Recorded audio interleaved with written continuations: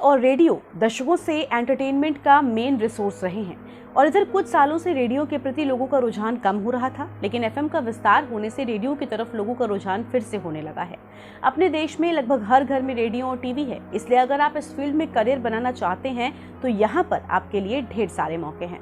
नमस्कार, मैं हूँ गरिमा वाजपेयी और आप देख रहे हैं गॉसिप विद गरिमा। बस इस फील्ड में आते वक्त आपको कुछ बातों का पता होना चाहिए और जिनमें से सबसे जरूरी है ये कि आप अपनी पसंद का ही कोर्स चुनें। इलेक्ट्रॉनिक मीडिया के फील्ड में जाने से पहले अच्छी टेक्निकल ट्रेनिंग बहुत इंपॉर्टेंट है।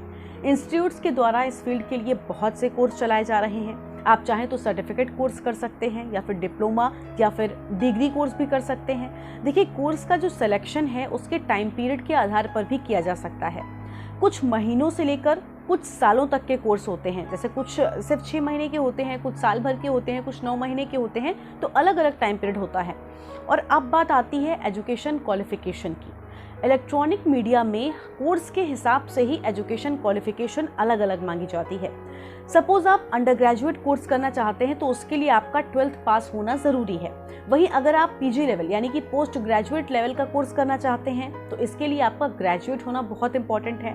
देखिए, ज्यादातर जो यूजी लेवल के कोर्सेज होते हैं यानी कि जो अंडर ग्रेजुएट कोर्स लेवल के कोर्सेज होते हैं वो 3 साल के होते हैं, और वहीं अगर पीजी लेवल की बात करें तो सारे कोर्सेज लगभग 2 साल के होते हैं। देखिए, कुछ इंस्टीट्यूट्स में डिप्लोमा कोर्स का टाइम 9 महीने से लेकर 1 साल तक होता है, कोई 9 महीने का होता है, कोई 1 साल का, कोई 6 महीने का। अब देखिए, इंस्टीट्यूट में admission entrance exam, group discussion और इंटरव्यू के बाद ही दिया जाता है। इंटरव्यू जरूर होता है, इसमें मेरिट का भी कुछ लोग ध्यान रखते हैं।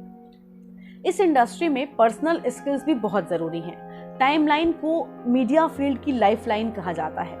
सही समय पर अगर लोगों तक खबर नहीं पहुंची तो फिर उस खबर का कोई मतलब नहीं रह जाता।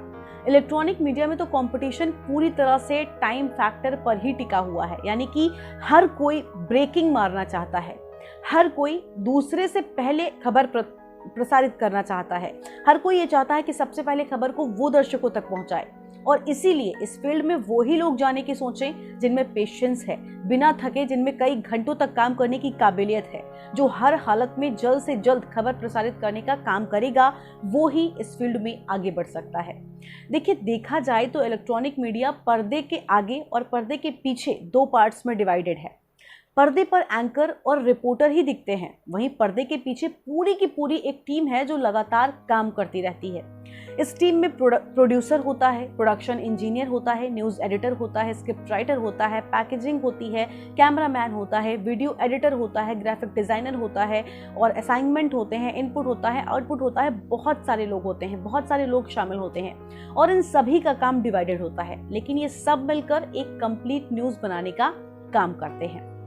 आज इलेक्ट्रॉनिक मीडिया की शहरों के अलावा गांव-गांव तक पहुंच हो गई है और फ्यूचर में इसकी पहुंच और भी आगे बढ़ने की संभावना है।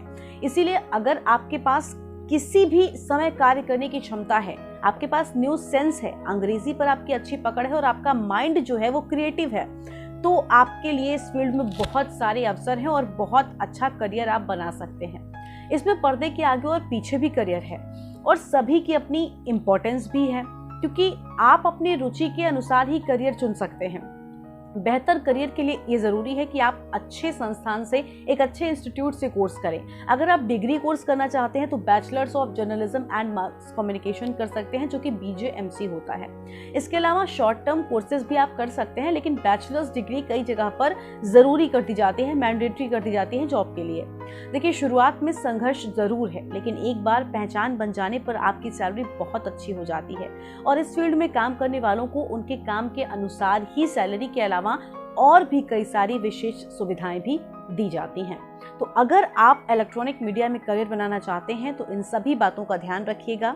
और आज के इस वीडियो में इतना ही। वीडियो आपको कैसा लगा कमेंट बॉक्स में जरूर लिखिएगा। अगर अभी तक गॉसिप विद गरिमा को सब्सक्राइब नहीं किया है तो सब्सक्राइब कीजिए, वीडियोस को लाइक कीजिए, शेयर कीजिए, आगे बढ़ाइए। और अगर आप चाहें तो मुझे फेसबुक और इंस्टाग्राम पर फॉलो कर सकते हैं। एंकर गरिमा वाजपेयी के नाम से आपको मेरा अकाउंट सभी सोशल मीडिया प्लेटफॉर्म्स पर मिल जाएगा। घर पर रहिए, सेफ रहिए, stay home, stay safe, bye bye, take care.